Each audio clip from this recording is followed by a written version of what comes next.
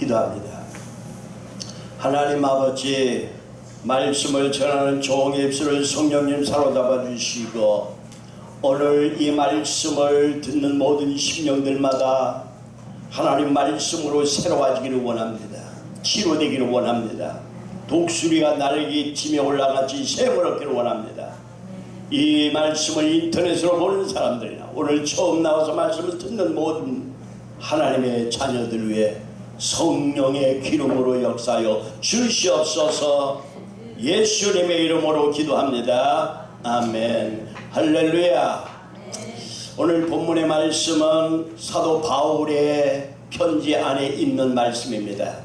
사도 바울은 오늘 본문의 말씀 중에서 우리가 영원한 소망 가운데 살아가기 위하여 성도가 환난을 겪을 수 있다는 것도 보여주고 있습니다. 시편 50편에 보면은 환난 날에 나를 부르라, 내가 너를 건지리니 내가 나를 영화롭게 하리라. 할렐루야. 환난이 있을 수 있습니다. 기독교인들에게도 환난이 올 수가 있습니다. 그러나 우리 기독교인은 환난이 온다고 해서 조금도 두려울 필요가 없거나 두려워하거나 주저할 필요가 없습니다. 왜냐면요, 어떤 환난 가운데서도 영적인 진단을 해보면 다 해결의 문제가 있기 때문인 거예요.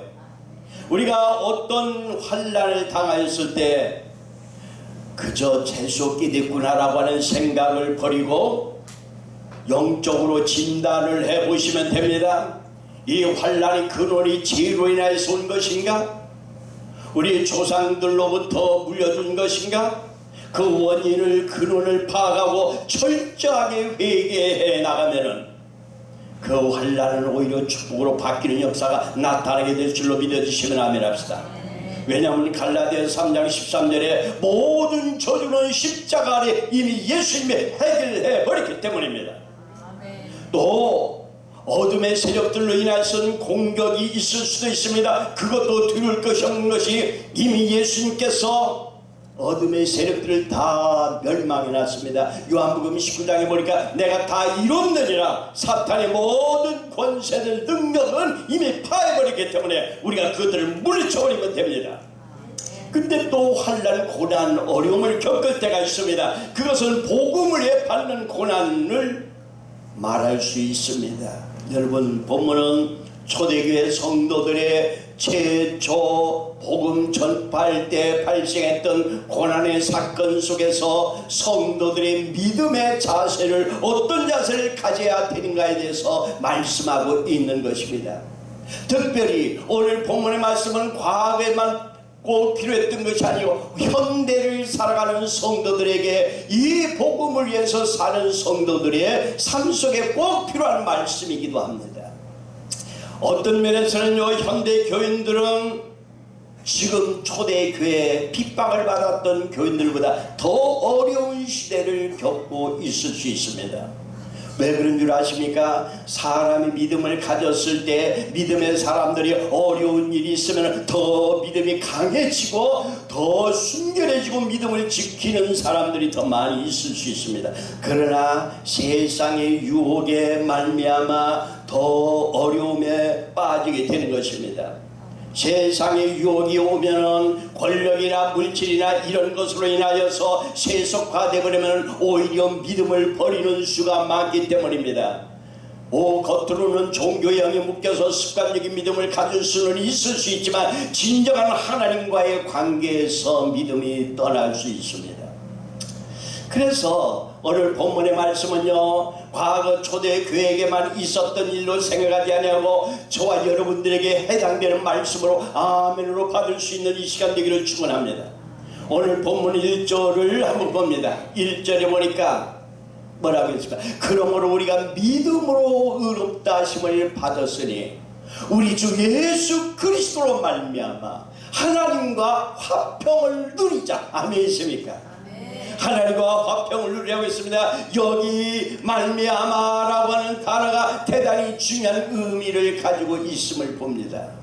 우리가 누리는 화평이나 평화나 행복이라고 하는 것은 예수 그리스도로 말미암아 우리에게 주어지는 것을 말씀하고 있습니다. 아멘이십니까? 주님 안에서만 진정한 화평과 행복이 있을 수 있다고 하는 것입니다. 그리고 여기 화평을 누리자를 원문으로 정확하게 번역하면 화평을 누리자, 행복을 즐기자라고 하는 뜻을 가지고 있습니다.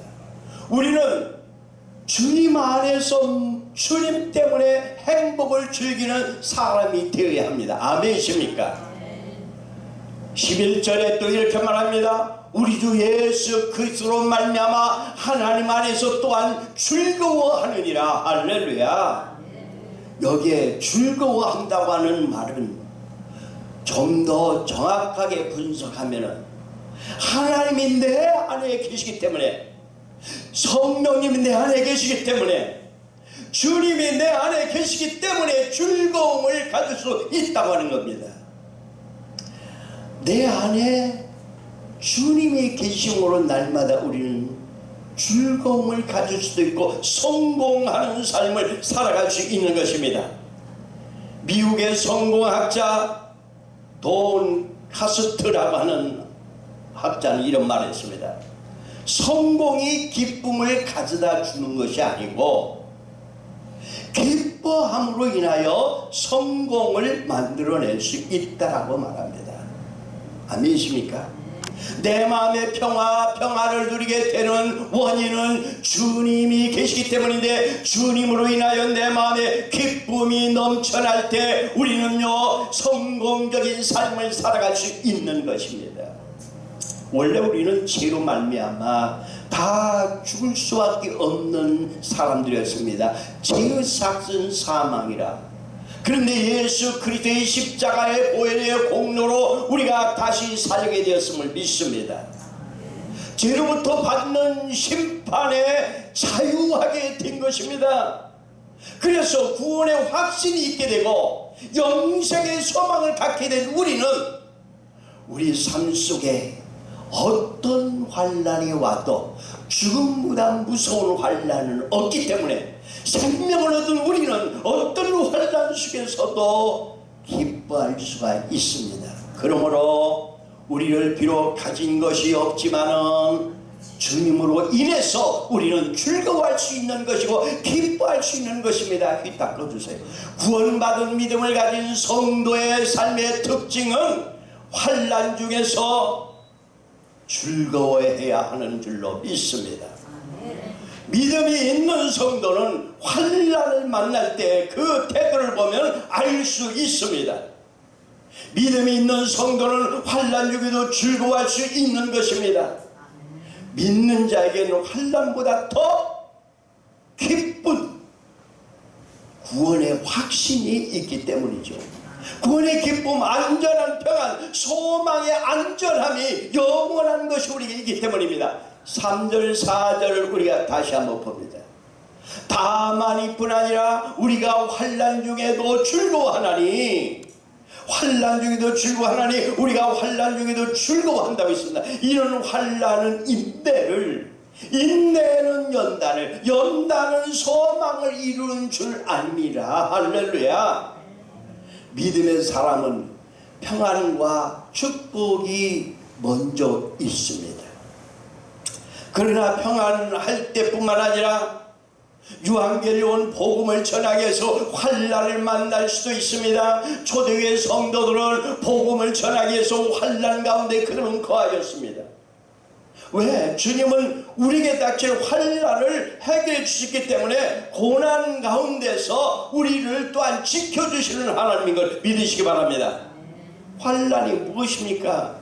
오늘날 우리에게 주시는 환난은 뭡니까?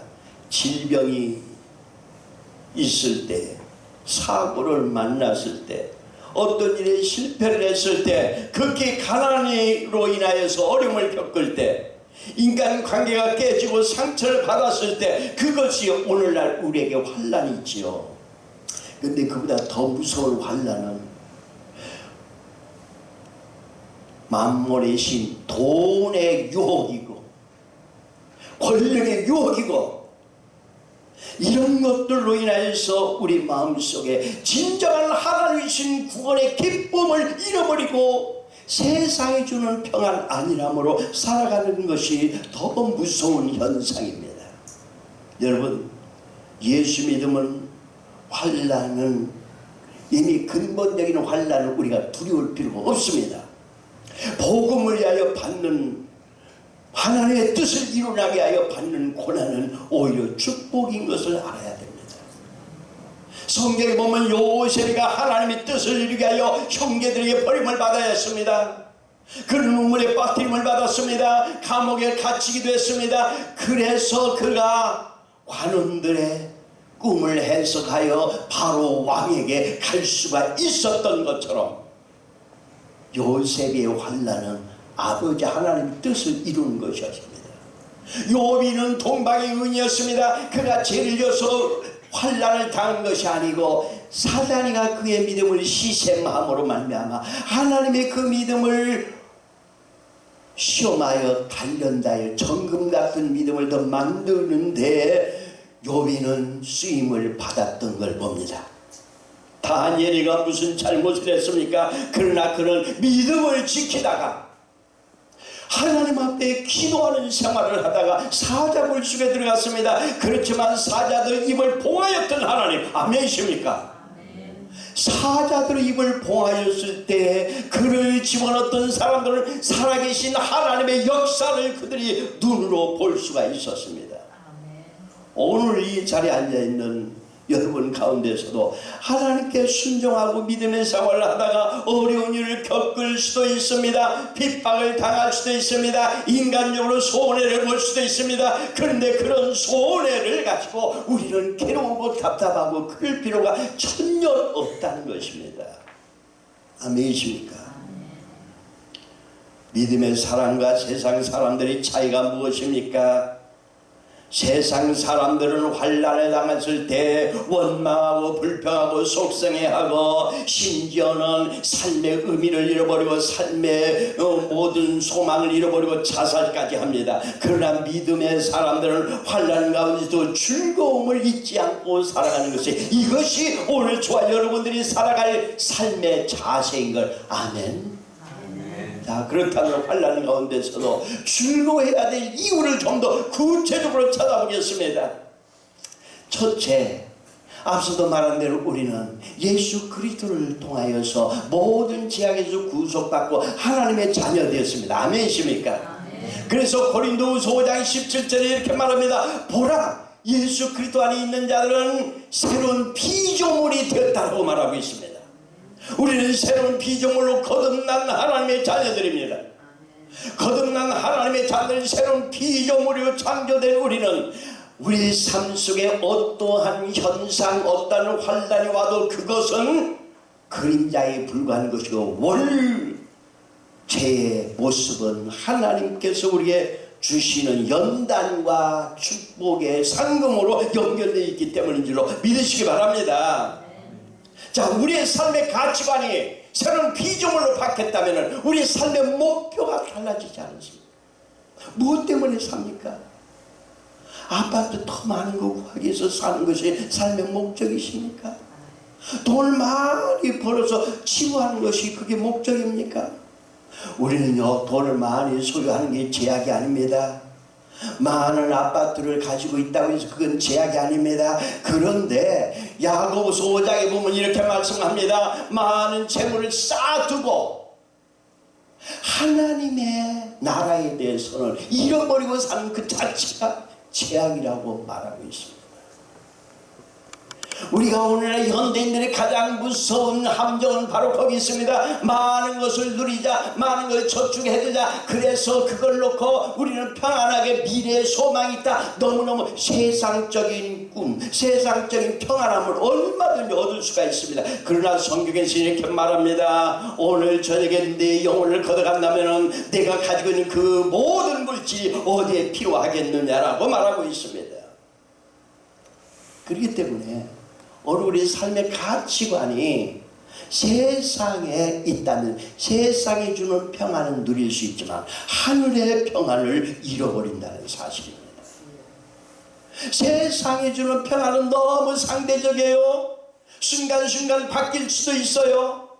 나도 모르는 사이에 순식간에 뒤집어질 수 있습니다. 그렇지만 하나님이 주는 평안은 영원할 수 있다는 것입니다. 우리에게 주시는 환경이나 모든 것을 극복해 이길 수 있습니다. 우리는요, 독실한 기독교 신자로서 세계 역사상 교회 음악 작가로서 유명한 요한 세바스찬 바흐를 알고 있습니다. 이 바흐는요, 참 불행한 삶이 그에게 전개됩니다. 10살도 되기 전에 아버지 어머니를 다 잃어버렸습니다. 사랑하는 아내하고 결혼을 했지만 13년째 아내가 죽었습니다. 자녀 한 명은 정신박약자였습니다.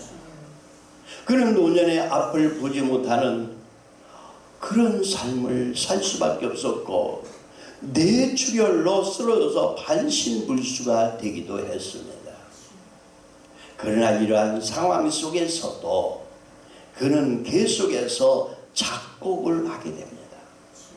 수많은 그의 작품들 중에서 그 영혼을 사랑하는 마음, 하나님의 은혜를 사랑하는 마음 때문에 그는 거기에 더 열중하고 그는 웅장한 찬양을 만들어낼 수 있었습니다.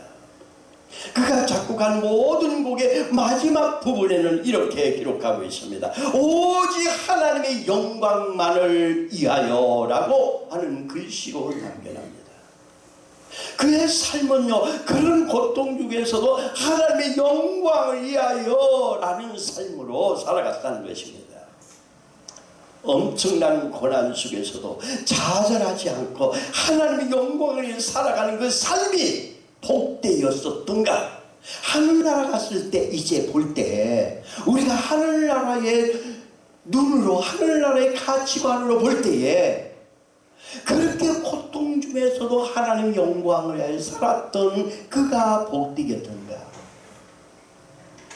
너무너무 아픈데도 그 평안하게 살았지만 내 육체를 위하여서 평생 살고 그렇게 살았다가 하늘나라 간 사람이 그때 가서 복된 사람이 됐는가. 우리는 믿음의 눈이 열려야 됩니다. 믿음의 눈이 열려져야 됩니다. 환난 때 오히려 기뻐하고 감사하고 하나님의 영광을 위해 살아갈 수 있는 우리의 삶의 가치관이 바뀌어져야 됩니다. 문제가 생겼을 때 그 문제를 대하는 태도가 바뀌어져야 됩니다. 하나님은요, 우리에게 축복을 해주게 하여 계획이 있습니다. 이걸 믿으세요. 내가 연세가 많고 적고가 중요하지 않습니다. 내가 많이 배웠고 안 배웠고가 중요하지 않습니다. 지금 하나님은 여러분들을 구원해 주시는 그 순간부터 여러분들을 위하여서 여러분들에게 사명과 축복을 준비하고 있습니다. 믿어지지 않는가 본데요, 믿어지는 사람은 그대로 이루어질지어다. 성경에 보니까 여러분들 가데스 바네아까지 이스라엘 민족들이 와서 가나안 땅을 바라봤습니다. 성경에는 하나님께서 아브라함에게 약속했습니다. 내가 너와 내 자손들에게 가나안 땅을 내가 주리라, 유업으로 주리라.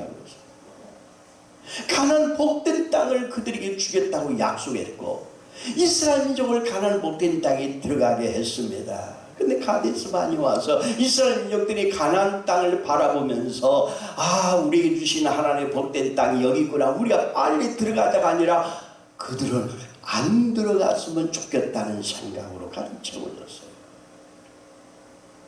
가데스 바네아에서 그들은 가나안 땅에 안 들어갈 구실을 찾아서 모세에게 12명의 정탐꾼을 보내보기로 했습니다. 그들이 그곳에 보낼 때 말은 참 그럴듯해요. 우리가 가나안 땅에 들어가려면 거기의 지리를, 그들의 군사력을, 그 모든 걸 알아야 되지 않느냐라고. 그래서 12명의 정탐꾼을 보내려고 했지만 성경은 이렇게 말하고 있습니다. 그들이 안 들어갈 수 있는 구실을 찾기에 정탐꾼들을 보내자고 한 것이었다고.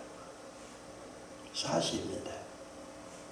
12명, 한 지파에서 한 명씩 12지파에서 뽑아서 12명이 들어갔는데 10명이 다녀와서 말합니다. 너무 옥도고 좋은 건 사실이지만 우리가 안악자손을 만났는데 그들은 네피림의 자손들이라, 그들은 거인들이라, 우리는 그들 앞에 메뚜기같이 밟혀 죽을 것이다. 들어가지 말자. 자, 가나안 땅을 바라보는 눈이 두 종류의 눈이 있었어요. 그곳을 들어가면은 우리는 메뚜기같이 밟혀 죽을 것이라고는 눈이 있었고, 갈렙과 여호수아는 이렇게 말합니다. 그들은 우리의 발이다. 하나님 여호와가 우리와 함께 하심으로 우리는 능히 그 땅을 차지할 수 있을 것이라고 했습니다. 이게 믿음의 눈인 거예요. 오늘 우리는 어떻습니까? 우리 앞에 보이지 않지만 영적인 눈이 열려서, 믿음의 눈이 열려서 바라보면 하나님은 우리에게 또 축복해 주게 하여 계획을 세워놨거든요. 내가 지금까지 어떤 하나님 주신 기회를 실패했다고 해서 끝나는 것이 아니요, 하나님은 꾸준히 계속해서 우리를 향하여서 계획을 세워놓고 있어요. 여러분들이 믿음의 눈만 열리면 되는 거예요. 믿음의 눈이 열리기만 하면 가나안 복된 땅에 들어갈 수가 있습니다. 그래서 하나님이 진노해서 10명과 10명을 동조해서 함께 돌을 들어 갈렙과 여호수아, 모세를 죽이려고 했던 사람들은 광야에서 다 죽도록 해서 그들이 죽을 때까지 기다리느라고 40년 동안 광야에 있었어요. 새로 태어난 사람들을 통하여서 그들은 갈렙과 여호수아가 이제 가나안 땅에 그들을 데리고 들어가는 역사가 나타납니다. 어떻습니까? 오늘 우리의 삶 속에 나타나는 현실을 바라볼 때 현실을 직시하면은, 현실만 바라보면 현실로 인하여서 우리 마음이 얼마나 평화가 잃어버리고 우리 마음이 기쁨을 잃어버리고 살 때가 많습니까? 우리가 영적인 눈이 열리기만 한다면, 우리가 믿음의 눈이 열리기만 한다면 그 환난 가운데, 고난 가운데, 지금 현실 가운데 하나님의 축복하심을 바라볼 수가 있는 거예요. 아멘이십니까? 또 우리가 환난 가운데서 또 기뻐해야 될 이유가 또 하나 있어요. 하나님의 이루하심이 있기 때문입니다. 고린도후서 1장 3절에 말합니다. 찬송하리로다. 그는 우리 주 예수 그리스도의 하나님이시오, 자비의 아버지시오, 모든 이루의 하나님이시며, 모든 이루의 하나님이시며. 할렐루야. 하나님은 이루의 하나님이신 거예요. 이루하시는 하나님이신 거예요. 하나님을 아저씨라고 부르지 않고 아버지라고 부르는 여러분들은 내가 고통을 당하고 어려움을 당할 때에 나 혼자라고 생각하지 마세요. 하나님이 나를 이루해 주시게 하여 오십니다. 여러분들 부모가 있고 부모 입장에서 살아보니까 느낄 거예요. 자녀 중에서 여러 자녀, 우리 교회에서 자녀가 많은 사람 하면은 이순자 집사님이시죠. 이순자 집사님 자녀가 4명이, 아들이 또 아들만 4명이나 되는데 그 중에서 관심이 있는 놈이 특별히 있겠지만 아픈 놈이 있을 때 그놈한테 하루 종일 관심이 가요? 잊어버리고 살아요? 크게 얘기해봐. 관심이 가지요. 그렇죠. 그렇다면 하나님을 아버지라고 부르십니까? 혹시 예삼촌이라고 부르십니까? 하나님을 내가 아버지라고 부른다면, 아버지, 친아빠, 아빠로 내가 부른다면 내가 고귀한 일을 당할 때 외로우지 마세요. 좌절하지 마세요. 힘들어하지 마세요. 하나님이 나하고 가장 가까이 와 계시다는 것을 아셔야 됩니다. 고린도후서 1장 4절에서 이렇게 말합니다. 우리의 모든 환난 중에서 우리를 이루하사 우리로 하여금 하나님께 받는 이루로서 모든 환난 중에 있는 자들을 능히 이루하게 하시는 이시로다. 하나님이 능히 우리를 이루하시는 분이라고 말씀합니다. 이 땅에 고난당하는 사람은요, 또 영원한 나라에 가서도 큰 위로를 받는 걸 성경에서 말하고 있어요. 누가복음 16장 25절에 이렇게 말합니다. 아브라함아, 사람이 가로되 너는 살았을 때 내 종 좋은 것을 받았고 나사로는 고난을 받았으니 이것을 기억하라. 이제 저는 여기서 일을 받고 너는 고민을 받느니라. 부자가 연락하면서 하나님을 모르고 살았습니다. 거짓 나사로는 오직 너무 괴로워서 하나님만을 바라보고 살았습니다. 둘 다 죽었는데 이제 부자는 하나님을 몰랐기 때문에 지옥에 가 있습니다. 나사로는 아브라함의 품 안에 있다고 했습니다. 근데 지옥에 있는 부자가 너무 목이 말라서 이렇게 물을 한 모금 마시면 살겠는데 물이 없는 거예요. 하늘 바라보니 나사로는 너무너무 시원한 생수를 마시고 있는 거예요. 아브라함에게 말합니다. 아브라함이요, 나사로에게 물을 조금만 죽여서 내 혀끝에 닿게 좀 해주세요. 너무 괴로운 거예요. 그랬더니 하는 말이, 너는 저 세상에서 좋은 것을 늘 즐기지 않았니? 나사로는 그때 괴로움을 당하고 나만을 생각했단다. 이제 너는 거기서 고통받고 있는 거예요. 당연하고 나사로는 여기 와서 위로를 받는 게 당연하다는 것입니다. 아멘이십니까? 우리 삶 속에 느끼고 사세요. 날마다 내가 고통스러울 때 나 혼자가 아니라는 걸 느끼고 사세요. 주님이 나와 함께하는 걸 느끼고 사세요. 어떤 여자 청년이 한밤중에 갑자기 길을 가다가 소나기가 쏟아졌습니다. 갈 길은 멀고 소나기가 쏟아졌는데 이 우산이 시원찮아서 우산이 바람에 뒤집어져 버리고 말았습니다. 비를 철철 맞고 갑니다. 너무너무 춥기 시작했습니다. 지나가던 차가 물을 확 튀겨가지고 그냥 온몸에 흙투성이가 또 됐습니다. 신발이 꺾어지고 너무너무 가기가 힘들었습니다. 얼마나 속이 상하겠어요. 상상해보세요. 얼마나 고통스러웠겠는가. 그런데 이 여자가 평상시에 너무 좋아했던 오빠가 있었습니다. 너무 사모하고 그랬던 오빠가 있었는데 말 한마디도 못하고 가까이 가지 못해서 늘 짝사랑하며 소가리를 하는 그런 관계가 있었는데 그 오빠가 갑자기 그 한밤중에 나타난 거예요.